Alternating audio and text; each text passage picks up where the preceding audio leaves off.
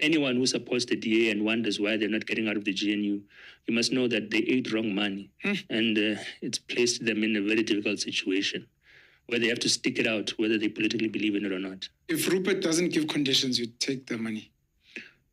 Let me not answer that. I don't think we take his money either way, man. He's an individual who's diametrically opposed to what the EFF stands for. Sure. I don't foresee that ever being possible.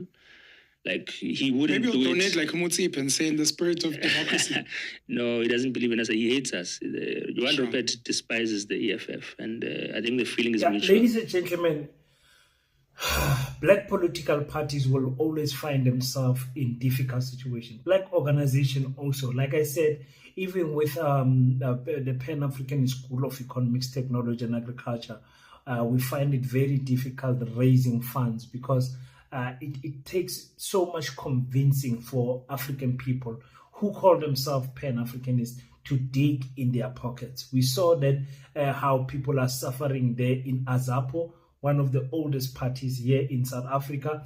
We also saw that with the PAC, how they are suffering campaigning because white monopoly capitalists does not fund them. So this issue of would you take money from the likes of the Oppenheimers and the Ruperts, it's a very difficult position to find yourself as a president of a political party where you want to do well, but you find yourself being limited because of resources. And Penwell will even ask if Rupert does not give you any condition, does not place any condition, would you take that money? Because there is white black people who think they can outsmart the master. You can't. You can't take the master's money and think you will outsmart them. And Penwell does not understand that.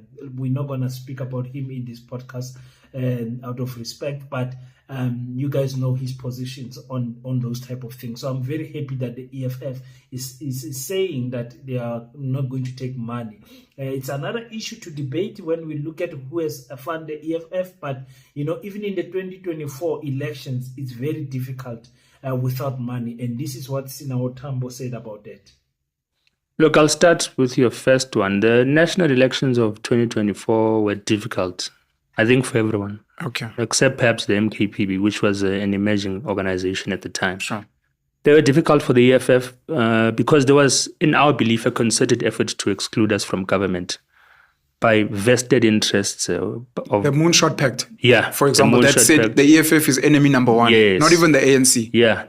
So we're not the ruling party. We're the third largest party in South Africa, but the declaration was that we are the biggest threat